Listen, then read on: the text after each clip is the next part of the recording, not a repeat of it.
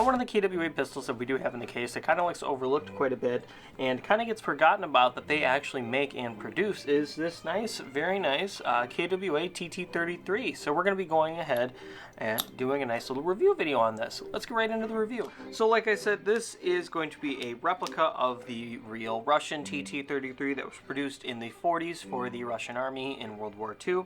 They saw plenty of service in other forms. Many of the European bloc countries, Yugoslavia, they did see service in Vietnam, China, different things like that. And basically, in the 50s, they were replaced by the Makarov design, which was a much more updated design. Either way, KWA has done a fantastic job with this replica, including the hammer and all the other bits and bobs that you would need to have this be a very nice working real replica, which is awesome.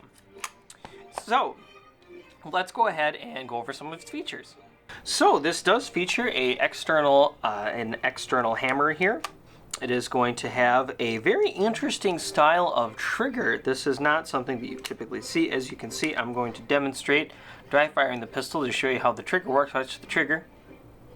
It rocks up and then goes off. It's not like a very typical trigger. It almost pushes a mechanism like way back here instead of actually up inside of the gun. It's a little bit different than most triggers that you would see on the market. There is a very nice safe, slide catch here. Let's go ahead and activate slide catch for you guys to see. So the gun does do full blowback, which is also very nice. I like that a lot. It does have the nice little star on the side, a nice little homage to the Russian party. You get that on both sides, including the lanyard, the pistol lanyard, which is also very nice.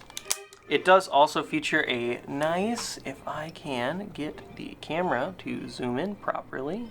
There we go. As you can see, there is a nice little 1941 trademark on the top along with the serial number, which I think is a fantastic touch, just to give it a nice little piece of history vibe.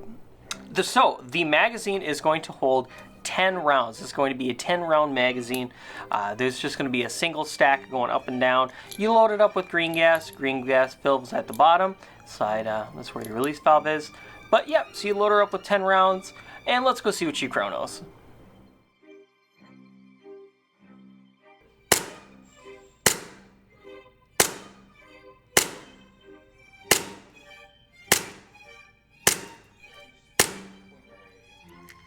Guys, now that we're back from the chronograph, as you can see, the gun is going to shoot roughly about 315, 320, 330 FPS, depending on how well you fill the magazine. I make sure to purge the mags every time I go to shoot them, so that means that I burp the mag. Basically, you hold the gas, fill it with gas, and you hold the release valve at the same time, so you can get a nice solid fill, which is great. I love that. So, moving on, let's go ahead and do a breakdown and show you how to take the gun apart. I think that's always awesome, is when a review can show off how to take the gun apart. So, how we're going to go about doing this is there's a nice little takedown latch right here that you need to slide off. That is going to slide off, and then the pin is going to pop out. Just like that. This will come out, and then the slide will come off. And that is going to be the pistol completely broken down. Well, not completely broken, that's the slide taken off. Let's go ahead and take it down even further. So, second step is you're going to want to go ahead and remove the recoil spring and guide system. You're then going to be able to take out the barrel. Oh, hold on. Looks like we're going to have to take apart this front part right here. This rotates and pops off, much like a 1911. That will come off. Okay, guys, and then the next step is just going to be pulling the barrel out the end of the inner barrel assembly out of the slide. This does like to be a little bit finicky, so don't get upset if you can't get it on your first try. I've had this gun apart. There we go. I've had this gun apart a couple times now, and each time that's kind of been a little bit of an issue. As you can see, there is a pin that is holding the inner barrel assembly and the outer barrel assembly together, so you might not be able to take these two pieces apart. I'm not sure if that's KWA's design, but this is as far as you're going to have to take the gun apart to do cleaning anyways. As for lubrication and cleaning, I would recommend you'd probably put a little bit of silicone oil just on the top part of the barrel. just because it is a moving part that decides to go through the gun.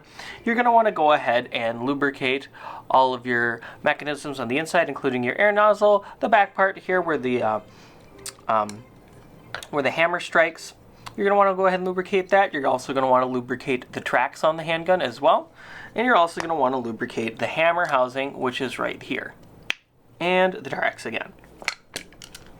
And that is everything that you need to lubricate, and that is how you take apart the KWA TT-33. That is going to be it for this video, guys, and we really appreciate you stopping by. I really appreciate making this type of different content for you guys. Just kind of have the tabletop view, kind of be able to have a nice one-on-one. If you have any other questions or comments, go ahead and leave them in the description of the video. If you want us to see us do something specific that we haven't done a video on and you're very interested in us doing it, drop it down in the comments about what you'd like us to see us do next. We really appreciate you guys' time, and thanks for stopping by. See you in the next one. Well, we really appreciate you stopping by and checking out our video, and before you go, always please make sure you like, comment, share, and subscribe, and click the bell icon to be part of our notification squad. We will see you in the next video. Bye!